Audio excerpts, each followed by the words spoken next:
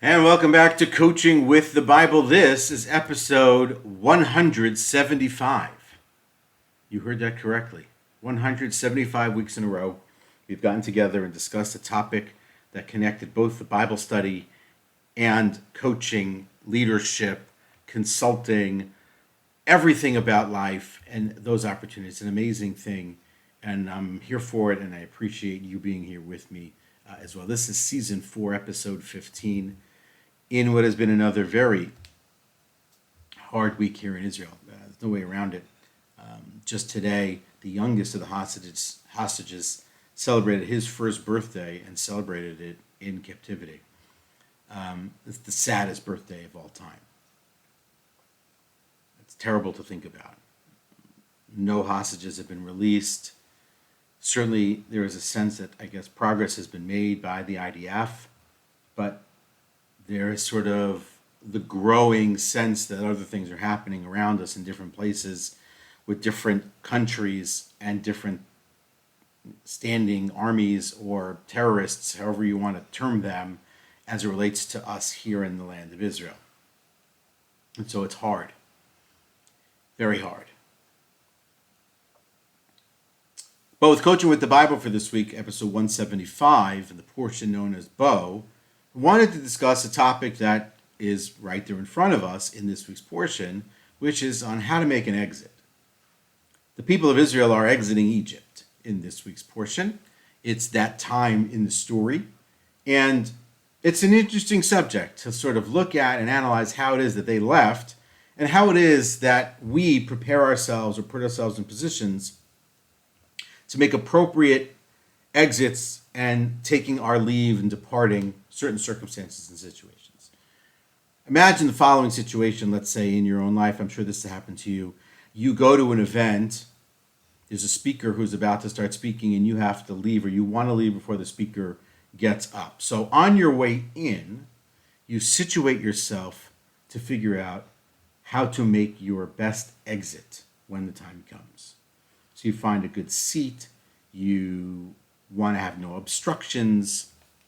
You want to be able to find your way out. Or you go to a restaurant. I do this sometimes also, reading too many spy novels, where I situate myself at a restaurant where I can face the door and I can see the door, or I can see what's in front of me, because I have this sort of concern about who might be coming into that restaurant. This is purely out of a spy novel. There's no reason for me to be concerned or worried at all, but it's in every one of those novels. But the same thing is, am I closest to an exit? Can I get to a door? Can I get my way out of a certain circumstance when I need to, if I have to? How to make an exit. You're leaving a meeting. I actually just saw this earlier this week on a video on a YouTube short, actually, which was, how do you leave a room when you're finishing a meeting? So you're leaving somebody's office and they're staying in the office and you're leaving. How do you do that? How do you get to the door? Are you facing them? Are you facing away? What is that protocol for you in that moment, in that way, in that space, about how you go about leaving? Take it even one step further. There are protocols in place for how one departs the presence of the King of England. Is it official policy? I'm not sure it's official policy, but it's certainly developed over time in terms of a courtesy or a way about it, where you didn't leave the presence of the Queen by turning your back. You certainly see it in all the movies, in the chivalry in all the movies, when a person enters the king's chamber or the king's court or the queen's court, and they now take leave of that moment, they back away. It's respectful. They bow, or they curtsy, or they bend at the waist or at the knee, whatever it is, and then they back away from that circumstances. In our own faith, when it is that a person has completed the long Shmona Esrei, that a prayer service, the standing service in the middle, so we back away by taking 3 steps to back away. There is a way in which we take leave of the presence of God. We're stepping down from the ark. Let's say we have brought the Torah and we put it away, or we're leading the services and now we're at a point where we have to go back to our seat, or we have to go back to the podium, the lectern. So we back away from that holy space. So there is a way to think about how we depart anything. We're leaving a job. We're leaving a company. We're selling a company. We're making an exit, using that term in that way. What's our exit strategy? How do we go about that? How do we build that? How do we put that into practice? How do we execute on it so that when it's over, we've actually accomplished something and we've actually gotten somewhere and we're better off for it? And so it is the case with the people of Israel in this week's portion. When they leave Egypt, that's no small exit on their part. That's a legit exit from the land of Egypt. After an extended stay, they're now leaving. How they leave is super interesting. They literally walk out of Egypt.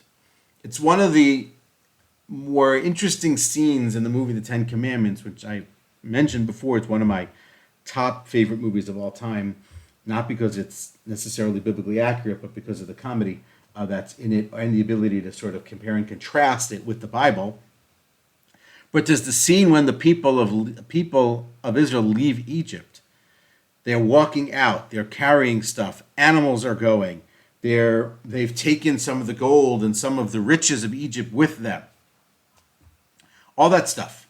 But they're leaving. They're literally walking out, and they're making an exit. And so it's interesting to take note of the process by which a person leaves Egypt. There's a very beautiful work that I'm in the middle of. It's a weekly portion book by a rabbi by the name of Rabbi Chagai London. And in there, he talks about the spiritual leaving. How does one leave Egypt? The spirituality of that. How does one take leave of Egypt? It's a fascinating sort of read. But even if it's not in the spiritual realm, but it's in simply just the life realm, how do we get out of certain circumstances? And how do we take leave of them? There's a great quote that I saw, which basically said, perhaps in many situations, all we can hope for is simply just a good exit. And if we get that, maybe that's enough. And so there's a lot of ways to think about it. For us, maybe it's a situation where we're an employer. We own a company and we want to take leave of it. We want to sell. We want to move on. Maybe we're a team leader and someone on our team has decided to leave. How do we handle that? Or just for ourselves, we are now going to make an exit. How do we do that?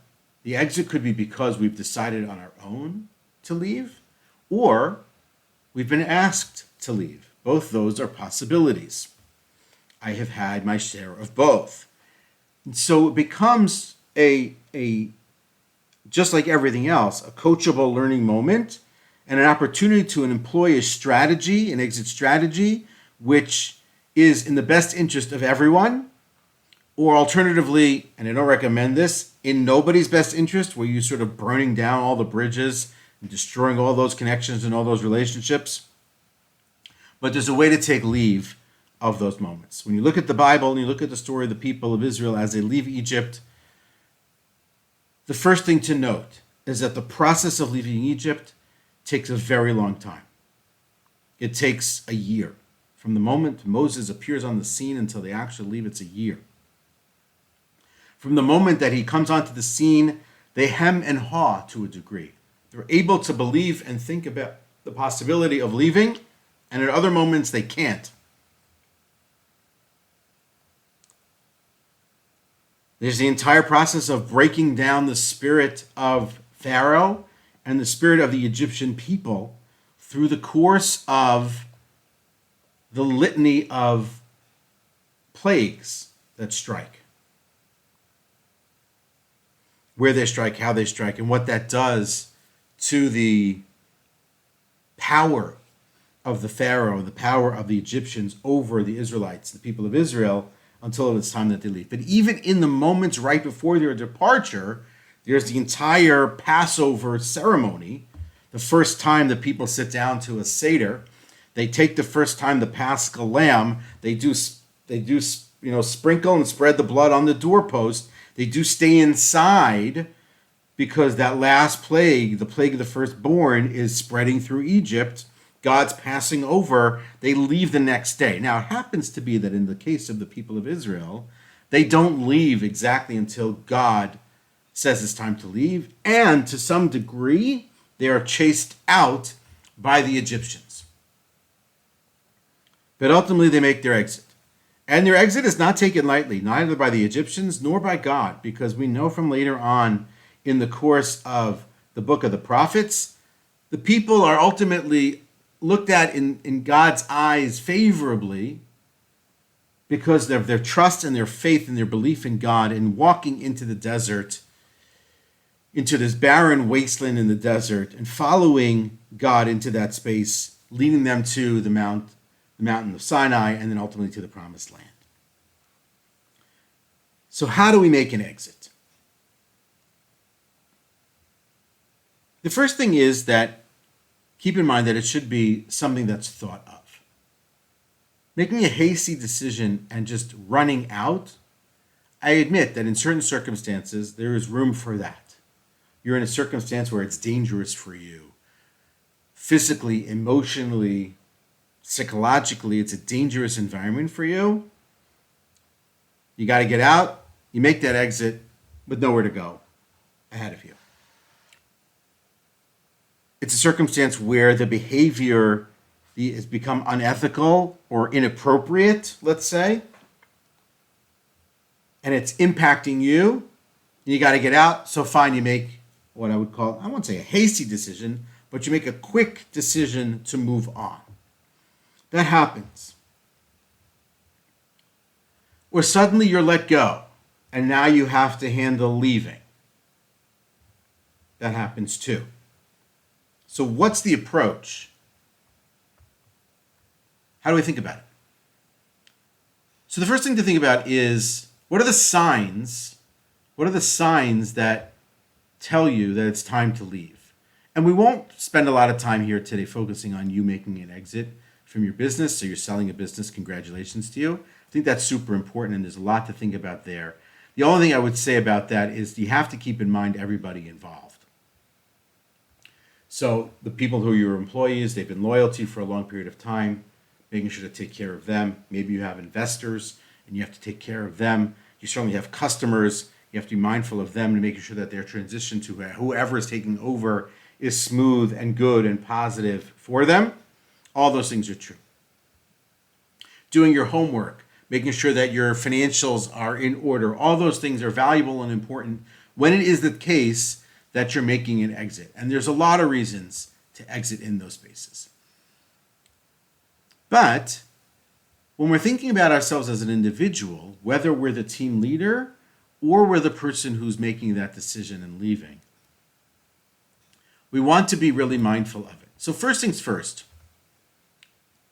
what happens for a person in their own mind that they're now considering leaving, exiting, quitting, retiring? So one, it may well be that you've achieved your goals. So you came in for a certain period of time, or in your own mind when you were brought on board, there was a certain set of parameters or goals or achievements that were meant to be hit, and you got there. And now there's nothing else. And so pat yourself on the back. The person in charge of you can pat you on the back as well, and now it's time to ride off into the sunset for having done a good job. That's certainly one possibility. The second possibility is that you're no longer growing in this situation. So you've developed a program, you've put a course of action in place, you wrote the playbooks, and now you're not growing anymore. It's boring. You know how to do it. There's no excitement, there's no challenge, there's no risk really anymore because you can do it with your eyes closed. And so if that's the case, maybe it's time for you to move on. Differently, you find yourself consistently and regularly trying to avoid going to work. Has that ever happened to you? Where you'd simply, Monday morning rolls around and you're like, How do I get out of here? What, can I be sick today? It's not. It's time. It's time to not. Taking lunches are getting longer.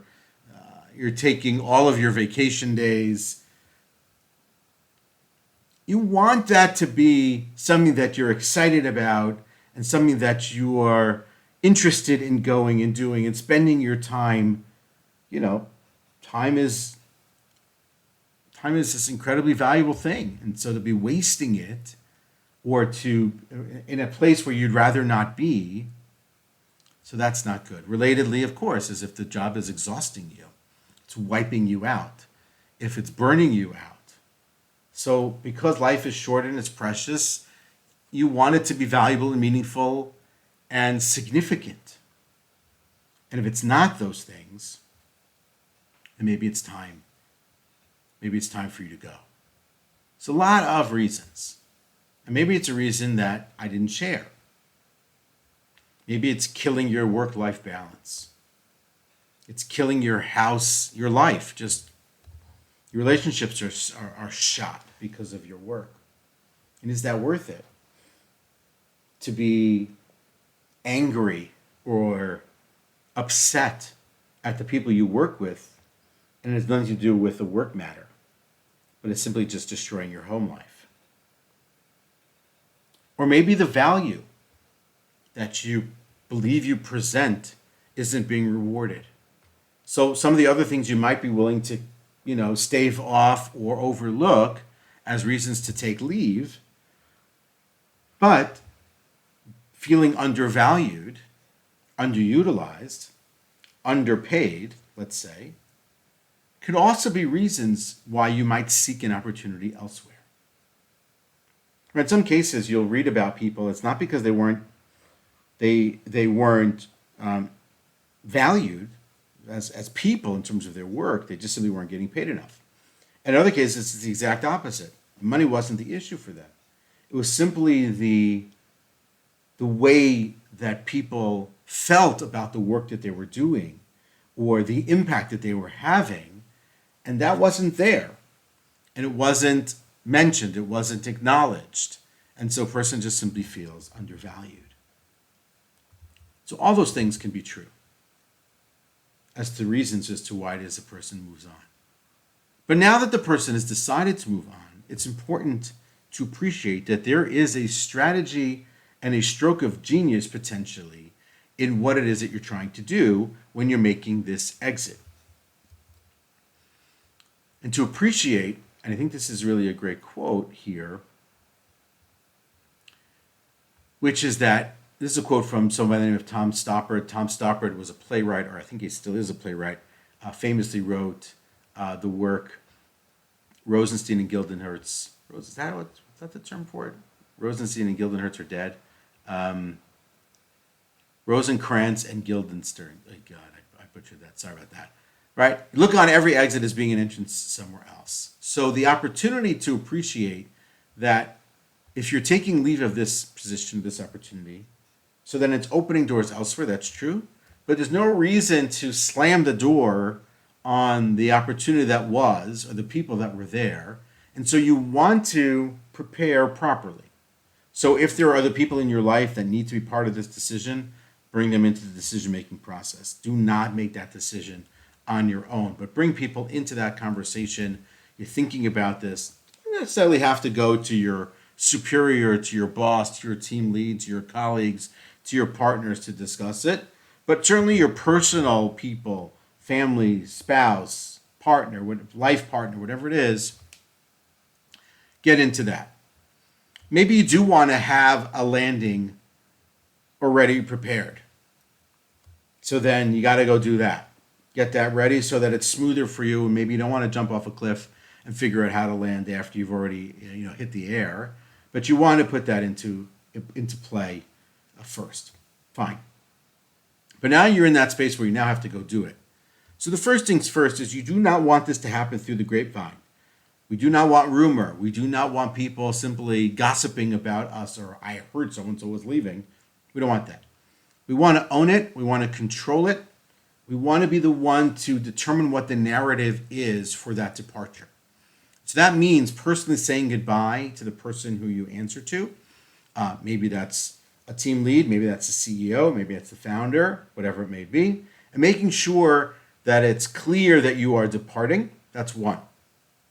Two, and relatedly, is if there are particular people on the team that you had a good working relationship with, then it's incumbent upon you and respectful of you to be respectful of them by telling them directly and not having them hear from some third or fourth or fifth party. It should be heard from you.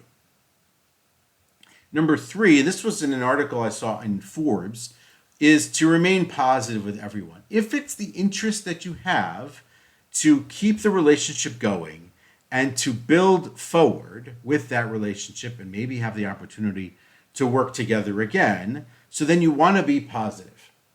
You don't want to blame anybody else there. You don't want to take a shot at your boss or, lay down a litany of complaints against the founder and the CEO.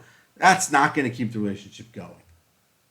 You want it to stay positive. This was a great working experience. I enjoyed my time here, and now I feel like it's time to move on. That's one way. Or this case where you do have an opportunity already is, I've loved my time here. This opportunity presented itself. It's something that I've always sort of been interested in, and I want to pursue it right now. That keeps that door open, and you want to do that. That's really important. Next, you want to make sure everything is in order. So if that is getting the tech in order, if that means putting some of the, the task lists or the playbooks in order, is sort of a download of knowledge that's super important there. You want to make sure that that happens. You don't want to leave a mess when you leave the room and sort of explode out of the room when it's over. It should be tidy. You want people, when you leave, to think, he or she left this place the right way. Last but not least, it certainly is to simply just stay in touch. You want to be in touch with people, whether that's a text message, whether that's a drop-in at some point, not too soon, but a drop-in into the office so that you can see people, you can say hello to people, you can talk to people. It can be, pleasant and appropriate and collegial. I am stumbling on my words here, so that you can have that relationship and be in that. You want to be available to them as well if questions do arise. Maybe somebody is taking your position, is coming in, so that you want to be available to consult or play, a role of a mentor or a teacher or a trainer or a coach if that's of interest, so that again you can keep those opportunities and those relationships open. This is how you leave your job. This is how you quit. This is how you move on. This is how you put yourself in a position to stay close, to stay connected, to leave the door open. You may come back. Here's a great example. Years ago, this goes back 30 years, was someone who was my teacher in high school. Worked at the high school for probably a decade. Got an opportunity he was a teacher. He got an opportunity after 10, 11 years to become an administrator in another town at another school. This was a step up, career advancement. And so he took the opportunity. It didn't work out. When it didn't work out, he called the school back where he had been. They took him back right away because he had left that open. They appreciated why he left and how he left, and that when the opportunity presented for him to come back, he was there and he was ready to come back, and they were ready and they were happy to have him back. And so if that's something that you're interested in, that's really valuable. I think one thing I'll mention here also, I think it's super interesting and important perhaps, is to stay humble about it. Meaning, you can talk about your accomplishments and your achievements, and you can slap yourself on the back and be good about it. You can also, at the same time, be a really, really good teammate, point out the wins and the successes and the improvements that people on your team made, give them credit for a lot of that accomplishment. Everyone maybe knows what you've done, but you can share that, you can spread that. If you're leaving to a new opportunity, so then to be humble about that new opportunity. certainly not talk about the increase in pay or the new title that's coming, but stay focused, stay in the zone, stay in the moment with the people that you're with, because that is really how you do this the right way. There is a way to do this. There's a method to this madness, and it's really important to appreciate how you go about this. You want think about it this way. At a certain point after you depart, people will stop thinking about you. Don't think for a second that they're always, I wish they had stayed. I miss them so much. They forget about you too. Everybody is replaceable. There's no indispensable parts to these kinds of situations in these teams and these companies. There's always a way to sort of go about it, and there's always a way to appreciate that someone else can take your role. That said, how you made them feel, how you left the office, the wake of, for lack of a better term, your stench upon your departure can remain for an extended period of time. And so you want to believe and you want to leave in a way and in a manner where people remember how you left. Whether, again, that's thanking everybody, whether that's the words that you used, that's the emotion that you brought, the professionalism that you added in those moments. It's important. The people of Israel left Egypt. On some level, you might call it a graceful exit. Admittedly, it's hard to say that because a lot of Egyptians died in that moment. But it doesn't appear by any stretch of the imagination that they're gloating, or that they're mocking, or that they're demeaning and diminishing the Egyptians in that departure. There's a way to make what you would call the graceful exit, and there's an art and a science to making the graceful exit, and it's something to think about. It is, how do we leave these places? How do we leave our Egypts? And how do we leave the good situations in our life as well? To end with a quote, there's a trick to the graceful exit. It begins with the vision to recognize when a job, a life stage, a relationship is over, and to let it go. It means leaving what's over without denying its value. That is Coaching with the Bible for this week. Hope you have a great week ahead. Those of you celebrating Shabbat, have a wonderful, wonderful Shabbat. May this be the week when all of our hostages come home, the war finds its end, the people of Israel, the people who are looking for the light, people who are looking for goodness, to be on the side of victory. Take care.